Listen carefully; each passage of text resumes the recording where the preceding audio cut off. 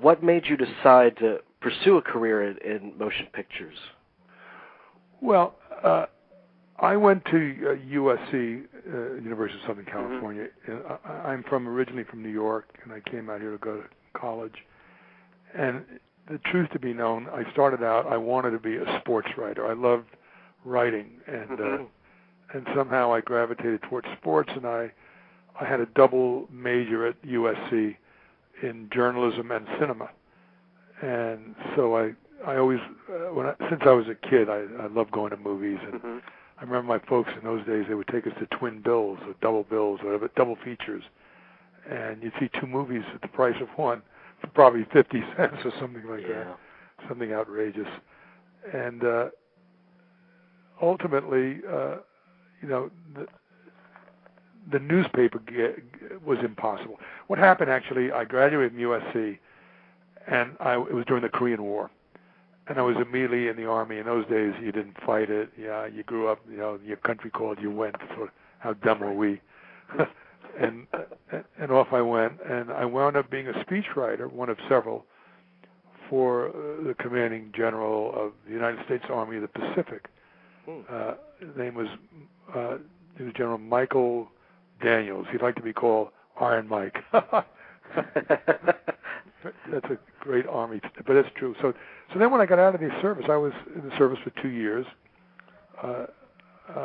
I tried to get a job in newspapering, but it was so unionized in those days. I mean, I was at the bottom of the barrel. Anybody at a day's seniority would be over me, and I just couldn't get a job certainly in the sports department, which is smaller than the regular department anyway. And so I said, well, why don't I use my love of movies and my PR work, basically as a speechwriter, you're doing PR work in the Army, military style, Sure. Because you're writing speeches for General and what he wants to say and what he's trying to drive across and the points and all that. So I applied for a job at several large PR companies in Hollywood. And one of them is a company you may know or heard of named Rogers & Cowan. I have. Yeah, and a guy named Henry Rogers. They're both gone now. They're both gone to that great movie theater in the sky, I'm afraid. But Henry was very impressed with a guy who was a speechwriter in the Army. Wow. And it's still a major publicity firm, yeah. Yeah. And anyway, so I got in the PR racket, and I was like astonished. I was I'm like 23 then. I went in when I was 21. It was 2 years in the Army, close to 24. And they assigned me. I'm working with like Gary Cooper. I couldn't believe it. And Alan Ladd. That must have been Sergeant York. I mean. Oh yeah, that was a mind blower. I got to tell you. And the truth is, and Jack Benny, I remember he was a comic. I don't know if you ever heard of him, but he was famous. Yeah, we're not that. Wait. We're not that. We know Jack Benny. Trust me, Rochester. So, we know. Yeah, exactly. So the thing was, they all liked what I found out. They all liked working with a young guy, and especially I'd been in the Army and all that stuff. A little bravado going on there, macho, whatever. And they always used to call me kid. Hey, where's that kid? Send a kid over, Jack Benny, I used to say, Jack, my name is David. He said, yeah, kid. It was one of those. But anyway, and ultimately, being very aggressive myself, after a couple of years, I guess, I went to Henry Rogers. I said, Henry, talk about gall. I walked into his office. I said, is this ever going to become Rogers, Cowan, and Foster? That's absolutely true. Good for you. Wow. Good for you. Absolutely true. And he looked at me like I was out of my friggin' mind and said, no, but you're going to do very well. And I said, I quit. And he said, you got to be kidding. And I walked out, he chased me around the block. It was in Beverly Hills. I never got on Rodeo Drive, South Rodeo Drive. And I said, no, I'm going to do this. I just am not going to work for someone all my life. And that next week, I had a job at a place called Jim Mahoney and Associates, with the understanding that it would become Mahoney and Foster at the end of the year if it worked out between us, the relationship and all that. And I knew Jim, he knew me, but it was a different kind of relationship now. And he just couldn't see his way of putting my name up on the door. I mean, it was Jim Mahoney and adding another name. This was not his style. He couldn't cope with that. So I left Not there. Unheard of, sadly. Well, so anyway, I left there with another guy named Rick Ingersoll, and we formed our own company. And Steve McQueen was the first guy to come, and then Natalie Wood, and it became like insane. And we wound up with a bigger company than all of them. I mean, it was unbelievable. Peter Sellers. More power to you. Yeah, it was amazing. And frankly, it was Steve who kept bugging me about being a producer, and that's how I became a producer. He kept saying to me, "Hey, man, you ought to be a producer. Read the script. Tell me what you think. What do you think of this? Give me notes. Hey, man, read this."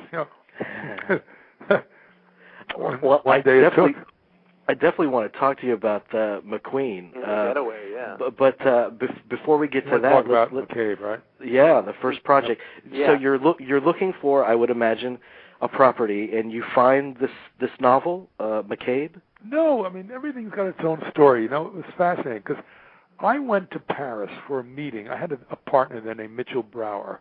If you look at the credits on McCabe, you'll see both of our names. Mm-hmm. And Mitch was a guy who came from the New York theater and came out to Los Angeles thinking he wanted to be in the motion picture world as a producer. And a mutual friend introduced us, and he had, well, let me finish with him. So anyway, he stayed around for a while, and we got along very well, but he realized after we did 2 pictures together, McCabe and The Getaway, and then he realized he missed New York, and New York was really his calling, and the theater was really his calling. And he wound up running the New York State Theater at Lincoln Center, which was really best for him. I mean, I stayed here, obviously. But so anyway, that's what happened. Is I went to Paris to meet with a very famous French authoress, Simone De Beauvoir. Mm-hmm. Does her name mean anything to you guys? I No. know the name. Yeah. She was like the first feminist. She was the lover of Jean-Paul Sartre. Mm-hmm. Okay, that's where I know the name. Okay. Yeah, and she wrote a book called The Mandarins. And in that book, in the center of it was a fictional love story. Now, it was a real love story. She fictionalized the names.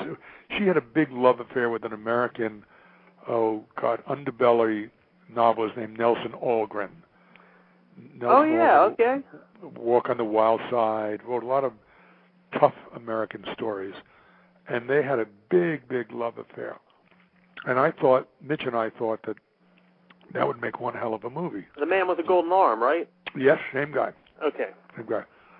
And so Mitch and I thought, well, the Nelson Algren, Simone De Beauvoir story would make a hell of a movie, only she changed the names in The Mandarins. But it was the same story, the love story. And people had offered her tons of money for the rights to that story, and she was sort of a socialist communist and rejected everybody. I mean, Darryl Zanuck. I mean, literally, because he spent a lot of time in Paris with that. He had an affair with that French singer dancer. I forget her name, but he was he had a big. Yeah. He spent a lot of time in Paris, so he tried to get it. Everybody tried to get it. And here comes this 24-year-old. No, by then I'm like 28 now, I think. Young guy arranged a meeting with her agent in Paris, who was an American Caucasian woman named Ellen Wright, who was married to the black American author Richard Wright. Mm-hmm. Who he is, of course. Right. Mm-hmm. And native son and all that. And mm-hmm. and they left the United States because in those days racial marriage was a no-no. Well, Paris was the place to go at that time. Yeah, very bohemian, very mm-hmm. Very cool. So they went there, and she became Simone de Beauvoir's agent. So I met with her to try to get these rights, and then Simone's going to have to meet you. And so I go meet Simone de Beauvoir, which was like I'm trembling. Like she's a big deal lady in her day. Yeah. And I remember ringing the doorbell, and she opened it and said, "Come in. What do you smoke? What do you smoke? Filtered, non-filtered. Scotch, bourbon. What do you drink?" That was one of those. Anyway, so we got the rights to it, and as I'm leaving Paris, Ellen Wright gives me a book called McCabe, and she says, "Oh, this was written by a guy named Edward Norton who works for the New York Times Paris bureau. Roman Polanski showed interest in it. John Huston showed interest in it, but somehow they went on to do other things. But you should read this. It's a hell of a movie. So I take the book and I read it on the flight home. I could not put it down. I'm going over the pole, like from Paris to L.A. Wow. And I read this book, and by the time I got off the plane and got home, I called my attorney. I said, okay, 2-picture deal. The Mandarins, she approved, and McCabe and Mrs. The book is called McCabe. Mm-hmm. And when we knew that Darryl Zanuck was interested in he tried to get the Mandarin story. We knew that. My attorney was a guy named Frank Wells, who became a legend in Hollywood. Yes. He was the guy that died in that helicopter crash. Yeah. Mm-hmm. Yeah. We lived across the street from each other for like 18 years. He was more than my attorney. He was a great, great friend. Mm-hmm. And we were neighbors all that time. And so we knew that, well, it should be a slam dunk at Fox if Darryl Zanuck loved it, you know. And so, I'm talking about the Mandarins. So we make that deal, and we throw in McCabe and Mrs. Miller. So it becomes a 2-picture deal, right? Mm-hmm. At Fox. No sooner do we make these deals, we go to work, then the shit hits the fan at Fox. Darryl Zanuck got thrown out. Dick Zanuck, I believe, was running the place for his father, and there was all kinds of Cleopatra, all kinds of scandals about money going. Right. You know. Yeah, Dick Zanuck would be, because he went on to do all the Planet of the Apes movies there. So. Right. Right. And it became a nightmare, and so Frank Wells by then had left being a private attorney and went to work at Warner Brothers, where he headed up the legal department. And so I called Frank, and like in 48 hours, we had a deal at Warner Brothers. Wow. And so that's where McCabe was finally made, as I'm sure you know. Well, I'm sure that, it was Warner Brothers.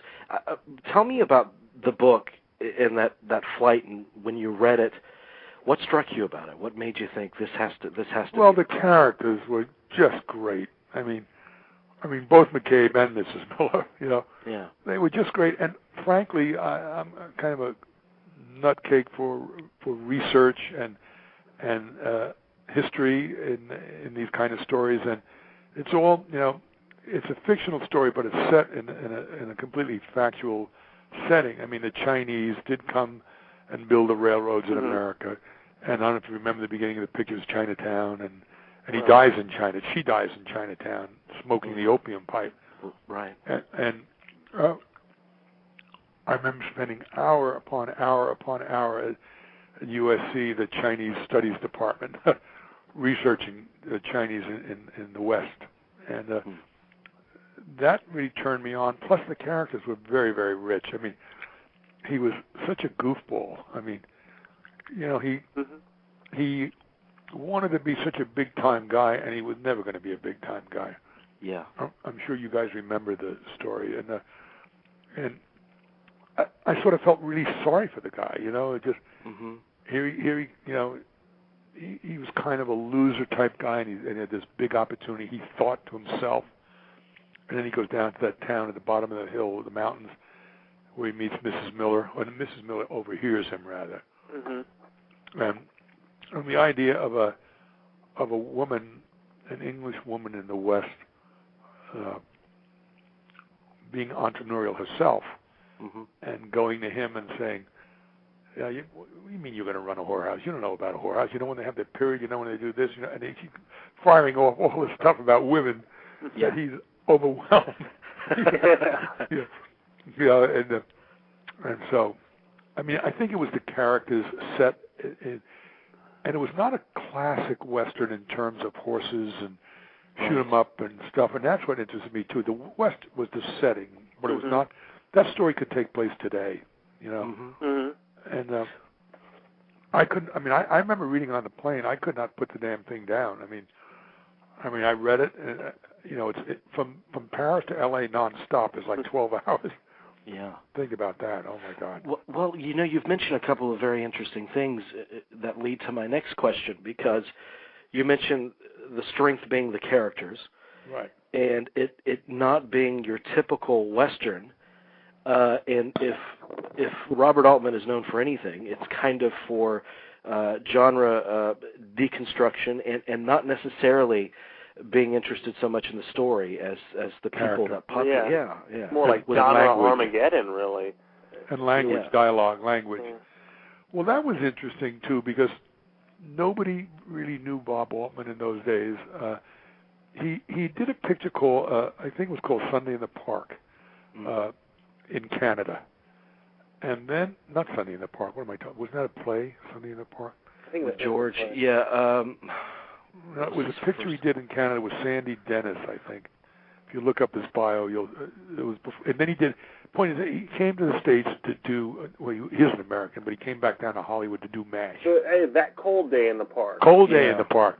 I know there's a park in there somewhere. There's a park, yeah. Anyway, he did that in Vancouver, and with Sandy Dennis, I believe, and then he came down. Fox hired him to do MASH, and when he finished the picture, finished shooting, and he was back in L.A. doing, post-production, mixing, and all that stuff. His then agent was a guy named George Leto, L-I-T-T-O, George Leto, who was a friend of mine. And we were talking, and he said, "What are you up to?" And I said, "Well, I got this book that's set in the West, but it's not a Western. It's really offbeat as hell." And I was describing it, and he said, "Boy, that's something Bob Altman would want to do, I'm sure." And I said, "Who's Bob Altman?" I didn't know any. No one really knew Bob then. Yeah. And he said, "You come, you'll meet him." So I meet Bob Altman, and then they arrange for me to go to a screening, a rough cut screening of MASH, which was actually a screening for the composer Johnny Mandel. It was a music screening, and they sneaked me into the studio, to the projection room at Fox, because no one was supposed to see the movie. It wasn't done yet. But Bob knew what he was doing. And so I sat there, and it blew my mind. And from that point on, we shook hands, and the agent said, "You guys, if you believe what you're saying, Foster, and Bob, if you believe you made a great movie, then just shut up, be patient for 2-3 months, and if it's what everybody thinks, people are going to come running at you, and you'll have your next picture, and David, you'll be able to say, 'Oh yeah, I have Bob Altman.'" Yeah. And that's exactly what happened. I mean, it was amazing. And I mean, I went to New York with Bob for a sneak of MASH, which I had nothing to do with. I just went because by then we become really good friends. And it was astonishing. Got off the plane. It was the opening. What am I saying? It was the New York opening. It had already been reviewed. And we're walking down the corridor at JFK past a magazine stand. And we stop. We get New Yorker, New York Magazine, and Time, some of them, to look for the reviews. And like Pauline Kael was this immense love letter, and it was really, really exciting. And that sort of made him, and I had him for his next picture. Although he did sneak in Brewster McCloud before us because he had already been working on that. He had that skill back then to just crank them out. Yeah, and he had the style of the language and the overlapping dialogue. It was such a distinctive style that he had. It was already there, yeah. Yeah. You couldn't miss it. In fact, we remained friends till the very end. I must tell you a sad but funny story. Maybe about 7-8 months before he passed. Whatever it was, when he was given an honorary Oscar, the Academy. Yeah, he was. Yeah. It was just before that, anyway. We were having lunch in L.A. because he lived in New York. But he kept a place in L.A., but basically spent most of his time in New York and in Europe. And he confided me, don't you dare tell anybody, but I had a heart transplant. Wow. I said, "You got to be kidding." He said, "Don't tell anybody, Jesus Christ, but I got to tell you, Well, I ain't going to say a word to anybody. Son of a bitch, he gets the Oscar, and he stands in front of 20 jillion people and says, "I'm younger than all of you. I had a heart transplant." That's true. true. God. That's true. Yeah. So tell me about, the director and the man. Obviously, as you've just said, you knew him for many years. Yeah, what made him special? I'm not the world's greatest expert, but I think I know him pretty well. I mean, I'm sure his wife knew him a hell of a lot better. But what I knew was a guy that was very, very inventive and had a great skill in letting you think that it was your idea, that you came up with something, that he positioned you in such a way that it was really his idea. And it was always so that it was amazing. When I figured it out, and we laughed about it, he said, I said, "You son of a bitch." I said, "That was your idea all along, wasn't it?" And he said, "Yeah, don't tell Warren, for Christ's sake." Yeah, you don't want to let that out. Yeah. Oh God. And so he was very, very inventive, and he had, like, he was a gambler in life and in movies. I mean, I remember once on McCabe, during the pro football season, it was about to start, and Bob did a football pool. Everybody put in $5 or $10 if they get the amount, and you picked a bunch of teams. You know how that works. Mm-hmm.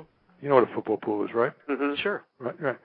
So he instigated all that. He was losing money like crazy, and then he'd win some, but then he'd bet with bookies on the side, And then one day, the pool was won by Julie Christie, and no one could say, what the hell? I mean, she's an English lady. She doesn't know diddly squat about professional football in the NFL. So I went up to her and I said, "Julie, how did you pick those?" And she said, "I just picked cities I like in the United States." I wouldn't put anything past her. She was in Darling, I wouldn't put. Yeah, God. She's great. She's great. But so California Split was autobiographical then. Oh yeah, he was. That would be him. Believe me, Yeah. But he loved to gamble, and he loved. He loved to be the grand poobah. He had. When I first met him, do you know L.A. at all, you guys? Yeah. I lived there for a year. Well, he owned a little building, small building on Westwood Boulevard, south of Wilshire. Oh yeah. Okay. And we'd all meet there at all times, and he had a barber chair, which was his chair. and he would sit in his barber chair, and he would rotate it around. You know how barber chairs move? Yeah. And basically, everybody would sit at his feet, and he would make great pronouncements. And once you were part of his family, you were invited to everything. I mean, there was not a movie he made after McCabe that he would not call me and say, "I want you to come see this. Tell me what you think." And he'd always have these little screenings in this little building that he owned. He had a projection room there. Mm-hmm. And I remember seeing a picture he did with Paul Newman. Was it Buffalo Bill? Which one? Buffalo Bill? Or Buffalo Yes, Bill? Buffalo Bill. Oh, Buffalo Bill, yeah. okay. And, I mean, and then the Three Sisters, I think the Sisters, or whatever. Three women? 3 women. Mm-hmm. I'm not so bad with titles. No, don't worry about it. I can't remember what I had for breakfast, let alone. Don't worry about it. No, but anyway, so once you were in his family, it was you could never be out unless you really were a sleazebag and you double cross somebody or whatever. But I can remember, like, because New York was really his home, and even though he kept a place here, whenever we'd go to New York, I'd call Bob like a week in advance. Whether it was my wife and me or if I just had to go on business, whatever. And he'd say, "Okay, meet you at Elaine's on Tuesday night at 9 o'clock." It was that famous literary restaurant, Elaine's, And he introduced me to Elaine's, and whenever I go to New York, I'd become a regular. Sometimes I even call from L.A. and say, "Elaine, I'm coming." Or Bob would make these reservations. And he had this, there was a group of people in New York that loved him and that he loved. Patty Chayefsky was one of them, the writer. Wow. I don't know, there was just the guy who wrote, Peter Stone. Stone, I think he wrote Charade, didn't he? I think so. Anyway, he had this group of friends, and they would always have dinner together. I don't know how he'd do it. I mean, I can't wait to have a night at home and just go home and pass out. What an amazing time that had to have been. Yeah. It was, and he did things like he flashed the film. You know what that is? The studio had a heart attack. What they would do, and when they found out, they nearly freaked out. he would shoot the film, and we used a lab in Vancouver, a small lab that did a lot of film work in Vancouver. And they would let a pin light of light saturate the film. You could expose it and blow the whole day's shooting, right? Mm-hmm. Too much light, you know? But it was Right. infinitesimal, and it would just fog the film very slightly. Yeah. So it gave it the look of age. That's why it looks the way it looks. Oh. It made it look antiquish almost. So Mm-hmm. it gave it the sense of age. Yeah. And that was a Bob Altman thing, and the cinematographer was Wilmer Sigmund, who came out one of the great cinematographers. Legends, yeah. Yeah. And it was I think it was his second job. He did another picture beforehand, and in fact, only last year, Wilmish was honored at the Ojai Film Festival. They just don't do actors or directors or producers. They do all kinds of people, and he was like, for his body of work, and they asked Julie and me to present the film and to present Wilmish, which we gladly did. And the picture they showed of his was McCabe. Yeah, it is still one of the monuments of cinematography. It's still a textbook film. Yeah. Now, of course, the odd thing is that Warren and Bob, that they just never connected somehow. After the deal was done, I don't know, something happened that no one's ever been party to. I think Warren, feels that he wrote the script, produced it, directed it. and that sounds kind of shitty. That's not unheard of. I mean, given Warren's personality, I mean, it's not. It was a sad thing because it was probably one of the best performances he's ever given. I think so too. Mm-hmm. And it's just really sad that they never were able to pack. I must tell you a very funny story about that. God, I'm just reminiscing like crazy. No, we're loving it. This is why we want you on. We want these stories. They had a really unfortunate relationship. Let's say that and leave it at that. And the day after we wrapped, Warren went off to Berlin to do a picture for Richard Brooks called Dollar. Mm-hmm. Okay. I don't think many people ever heard of it actually. And we have. Yeah, unfortunately, it didn't fare very well.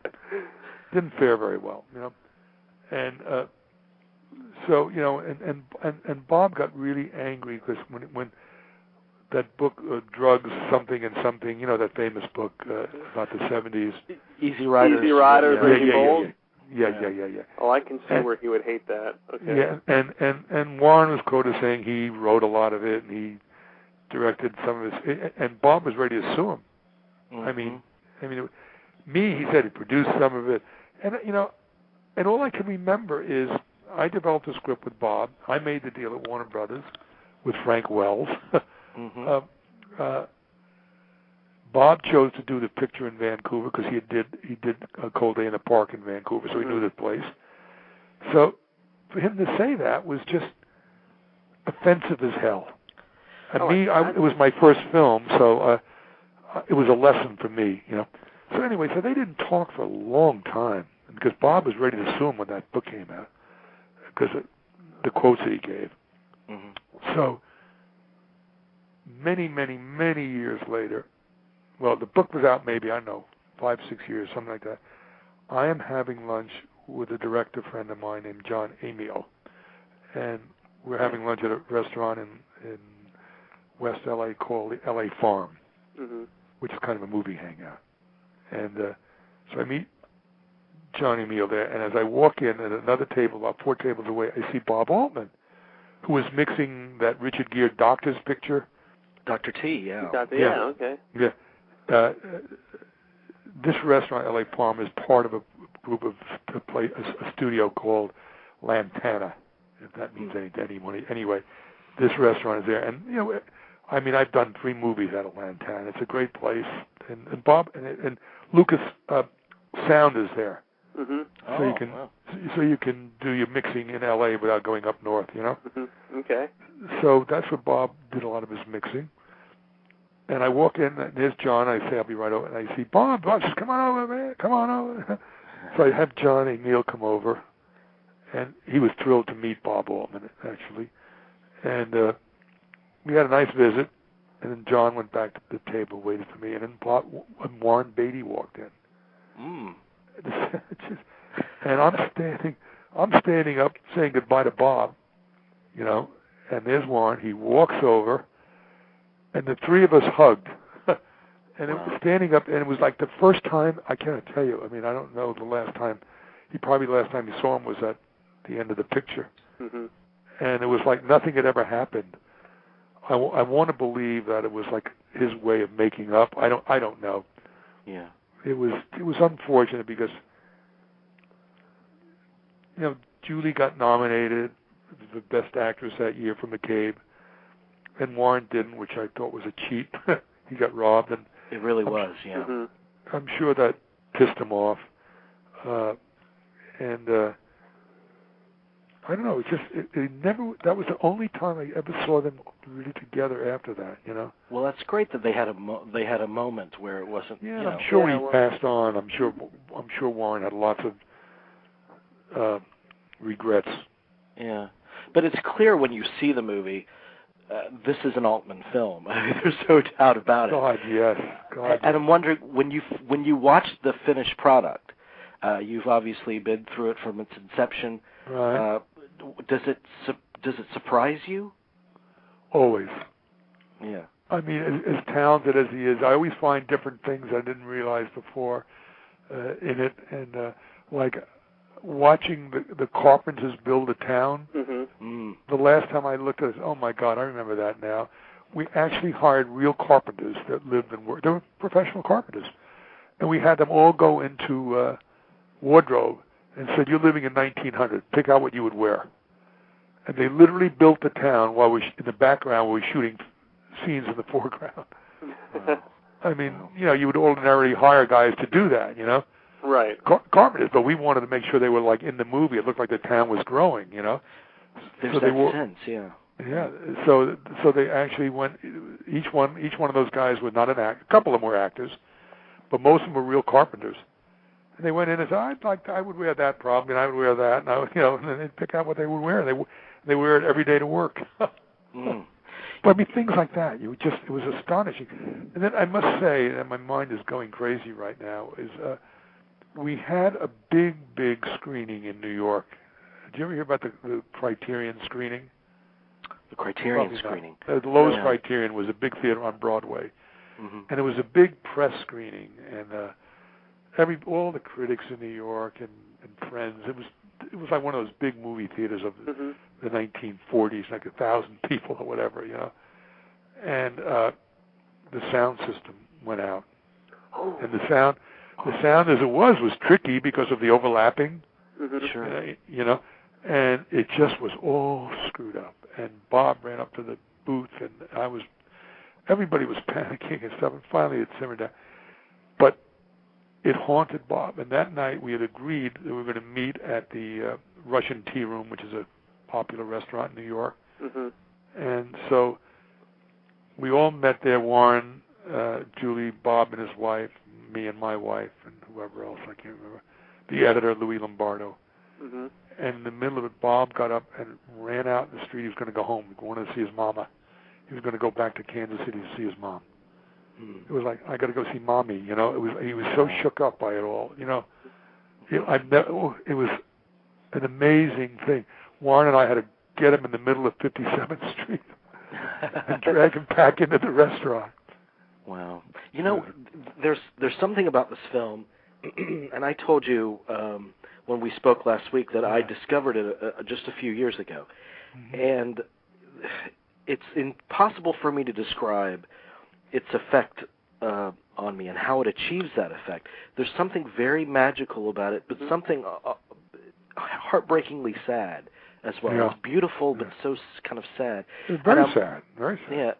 Maybe there's nothing to this, but because the love story is unfinished. You know, it's that's the saddest part of it all. He dies in the snow, you know, getting shot in the head, and she's in the Chinese whorehouse or whatever it was, smoking opium. You know, what's interesting, I have a young grandson who goes to Brown University, and he's a complete movie nut. I mean, one day I'll be working for him. I mean, he's really smart, and, and he had heard about McCabe, but never really saw it.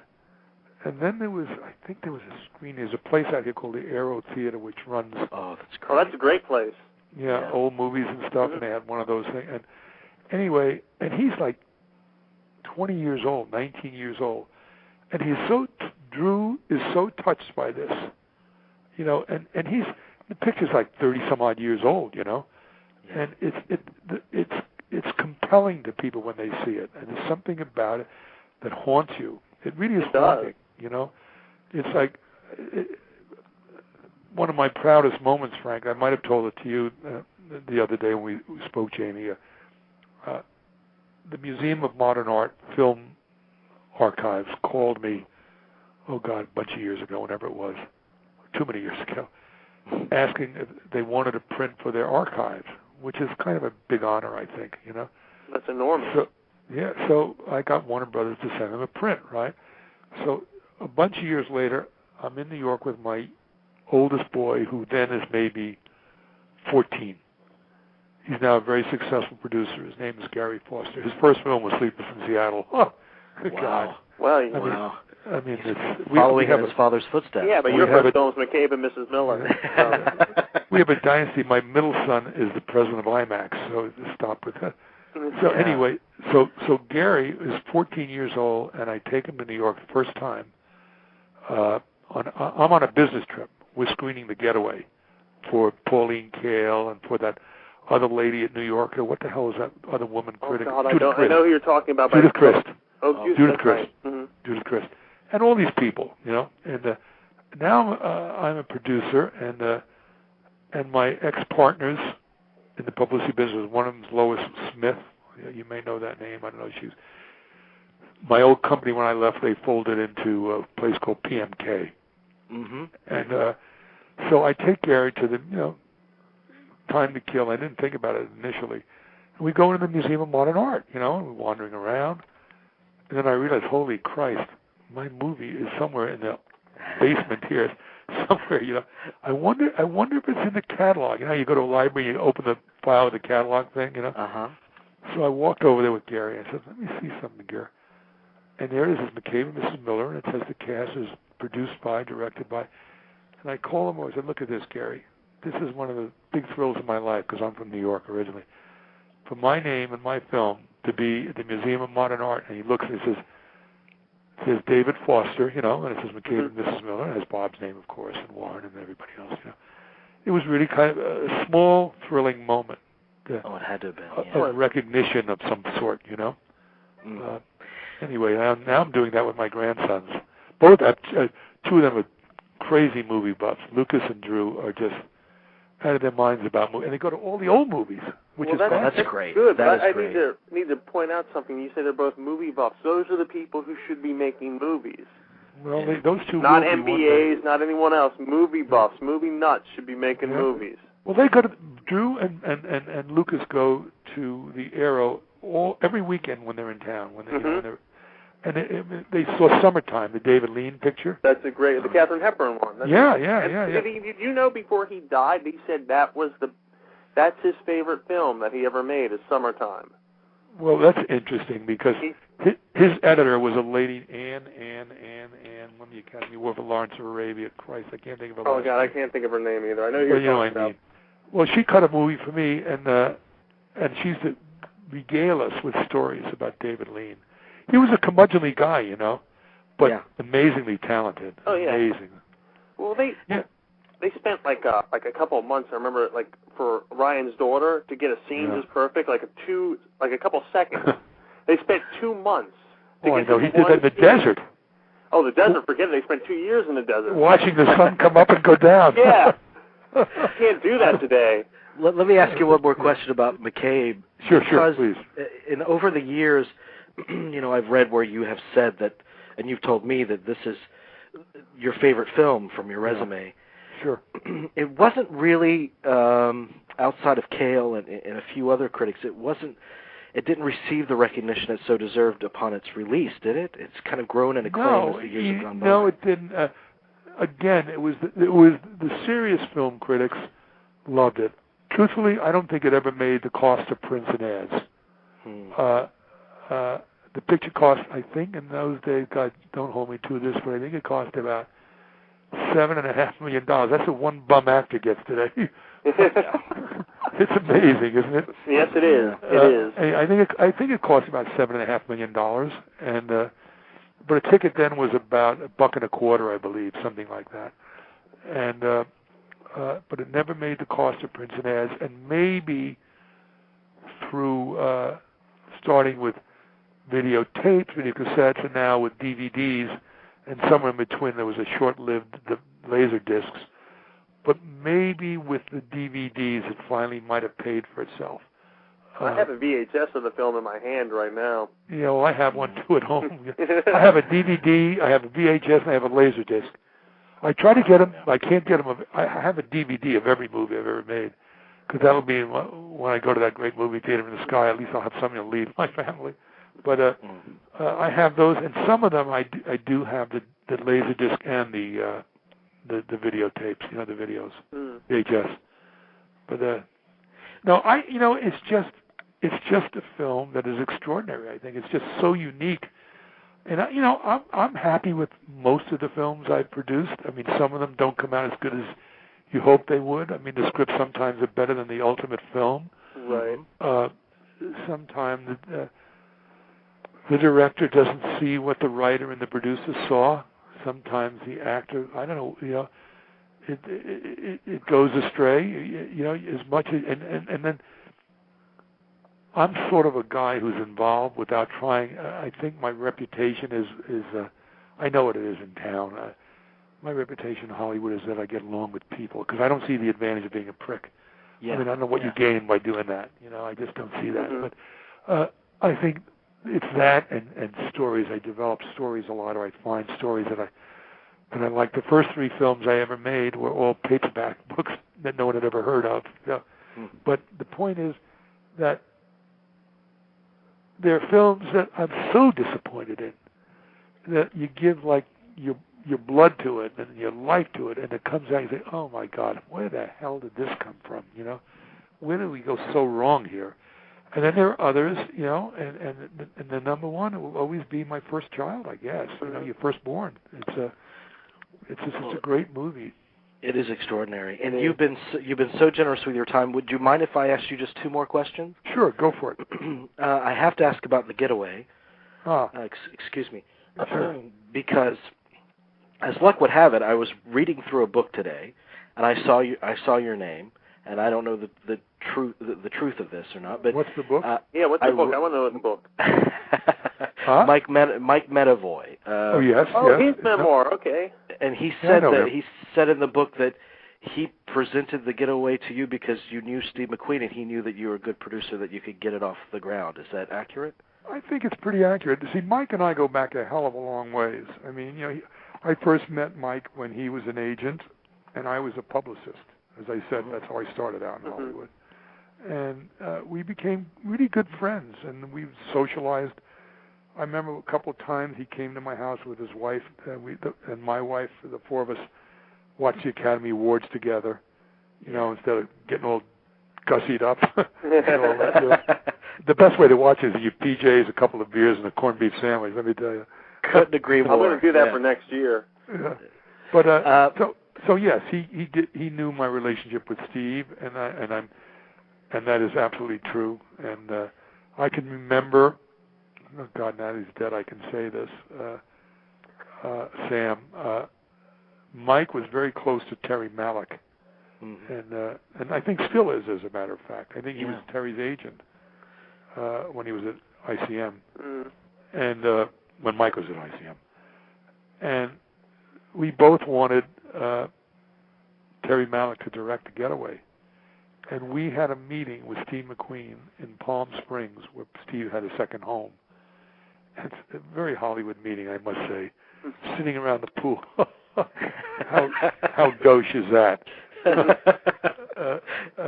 Talking about this, but it was not in the cards for Terry Malick. It would have been such a different film. Yeah, he's so cerebral and so intellectual. I don't know if Jim Thompson demands that. I mean, I worship Jim Thompson, but I can't even begin to fathom what that film would look like. Terry Malick. Well, okay, so the real story. Okay, so if you're interested in The Getaway, I'll do this quickly. So that didn't work out. So then Jeff Berg, who is now the head honcho at ICM, was then a young 20-something agent, and he represented a guy named Peter Bogdanovich. And he said, I want you and Steve to see this picture called The Last Picture Show. There's the guy who should direct The Getaway. So we go, there's a private screening for Steve and me on The Last Picture, and we just flipped over it. Great movie. Yeah. And we said, okay, let's meet with him. So we meet with him, and we shake hands, and he's going to direct the movie. And he was now the first guy, and then Walter Hill was set to do the screenplay. Mm-hmm. And we started working, and then one day I got a call from Peter saying, I got to see you. I said, what's up? He said, come over to Warner Brothers. I got to talk to you. So I go to Warner Brothers. He said, here's the deal. I've just been offered a picture. It's a Go picture called What's Up, Doc? So I'm going to do that now, and then while I'm doing, I'll finish that while Walter's writing the script of the Getaway. And then when he finishes writing the script, and I'll put What's Up, Doc aside, and I'll shoot the Getaway, and I'll cut them both simultaneously. And I looked at him like he was out of his fucking mind. I said, the day that Warner Brothers lets you have a picture like What's Up, Doc, sit there for 6 months while you're directing, the interest is climbing, you know. Yeah. There's no way. So that Saturday we had a meeting at my house. My wife made brunch, and Steve and Peter and I. By then we had several meetings prior to that. You know, before this, he dropped the bomb, and he was a hot guy then, Peter. I mean, he did some terrific movies, and then I think his ego got in the way somewhere along the way. So Steve, we're having brunch, and then all of a sudden Steve looks at him, and he says, well, you got a decision to make, Peter. You either want to work with Steve McQueen or Barbara Streisand. And, I mean, Peter turned white as a sheet. That had to have been one of the most colorful productions you've been involved in. Oh, my God, it was a riot. It was crazy. I mean, because I'd worked with Steve as his publicist, 14 years, 12 years. I never can figure out how many years, but it was a hell of a long time. And Sam was a client of mine, too. Yeah. So he was a drunk but lovely guy, but he was certifiably alcoholic, you know? Well, no. Now, let me ask you this, because you would work with Sam Peckinpah. Like, the only movie that supposedly, according to David Weddell's biography of Sam Peckinpah, he was straight during the Wild Bunch. He supposedly didn't touch anything during the making of the Wild Bunch. Yeah. But everything else, he was under the influence. Not straight. Yeah. Yeah, I think that's pretty accurate. I mean, at 7:30 in the morning, he was guzzling vodka. I mean, Jesus Christ. And then during Convoy, supposedly I don't think he was ever sober. But you know what the thing is? He was a maverick of epic proportions. But you never knew he was. Finally, after a while, you figured it out. But I mean, he would tell the actors what to do, and he would direct them. But you know, he was loaded. Yeah. And how he pulled it off. But finally at dailies every night, he'd let it all hang out. You know, it'd all build up, and then he'd go to dailies and he'd go, "Wow, fucker!" Right. No, of course. I'll tell you a funny story about that. The first days actually of shooting of the Getaway, we were at Huntsville State Penitentiary in Texas, Huntsville, Texas, the big prison there, and before I left for Texas, his agent took me to lunch, Sam's agent, and said, I'm going to warn you right now, it's going to be murder getting him to shoot the first day. And it's going to be murder to tell him to stop on the last day. And so the first day, it was like, the night before the first day, he called me about 10 o'clock at night in my hotel room. And you better tell that fucking star that, you know, your client, he's not my client anymore, you know, I'm your producer. You tell him he better be on time tomorrow. God, he's ranting and raving. Christ. And so I called Steve and I said, geez, I got this. I said, what time do you call tomorrow? I forget what he said, 7:30. I said, well, okay, let's be there at 7. I'll go with you. And we got there at 7, and we were waiting for Sam, you know. And it took him all morning to finally get a shot. You know, and then when he looked at dailies, like 2 days later, he was unhappy with something. And so he calls me, and at the end of the day, he said, this fucking lab, Technicolor, you tell him I want these time dailies. I don't want them one-light dailies. I want time dailies. I said, okay, stay right here, Sam. So I pick up the phone in front of him, and I call the lab in Hollywood, Technicolor, and I tell them just what Sam said, and they said, okay, you'll have it. And I hang up. I said, you hear that? He said, yeah. And my wife had just come into town with my kids. I hadn't seen them in about 2 months. And, you know, it was President's holiday, I think. I know it was, actually. And the kids had some time off from school. Mm-hmm. So they came, and I hadn't been alone with my wife in 2 months. So I go home, we have dinner, going to do what's natural, and the fucking phone rings. And the phone rings, and it's Sam. About those goddamn dailies. He's screaming. And I remember his agent said to me, if you give him an inch, you're dead. Yeah. Oh, wow. He said the first time he picks a fight, you just got to stand up to him, because if you give in that first time, you're dead for the rest of the movie. So he's screaming like a crazy person, you know. So I gather myself together on the phone. I said, don't you ever call me at home after 9 o'clock at night. Don't you ever do that. And he said, okay, and he hung up. like a kid who had his tush whipped, you know. You know, maybe I'm stubborn about this, but I look back at that period of filmmaking, and I very much miss it. And for someone that's been in the business as long as you have, and you're still incredibly productive, do you feel very sentimental about that period of time in movie making as well? Well, here's the thing. Here's how I truly live my professional life. I don't think you can look into the past. I love the past. I mean, here's my point. I look at old movies. I see old friends that I worked with, you know. I never forget that, and it's part of me and will always be part of me. But I think some people make a mistake by wallowing in the past, and that's also bad, because, I mean, I've had conversations with friends of mine who are my contemporaries, you know, my age, and they're talking about the good old days, and I'm saying, they were great days, guy, and don't ever forget them. But it's 2009, man. You got to get with the program. You know, I mean, and there's still great days to be had. Yeah, but having said that, I will never forget those other days. You can, no one can ever take. I mean, I've worked with Paul Newman, Steve McQueen, Warren Beatty. Those are three I can think of. I did The Thing with John Carpenter. Oh, that's a great one. I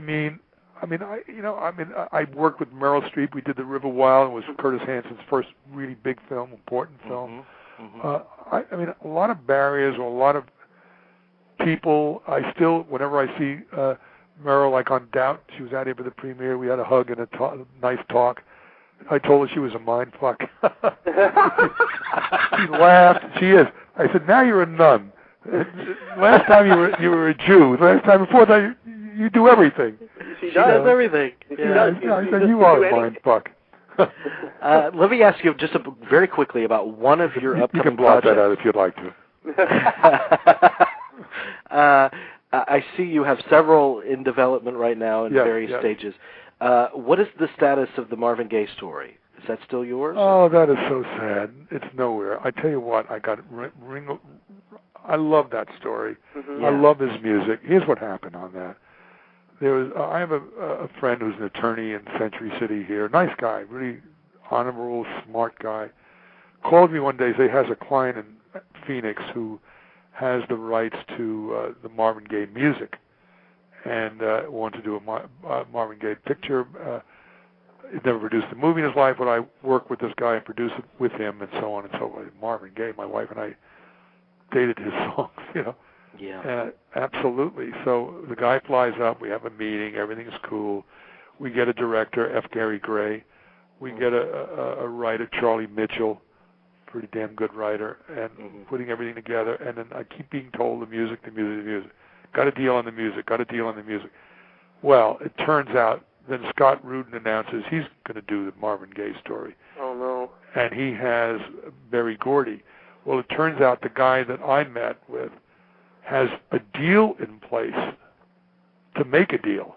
And the numbers were all agreed on, but he hadn't made the deal, if I'm being clear here. So everything was agreed upon, but he never wrote a check.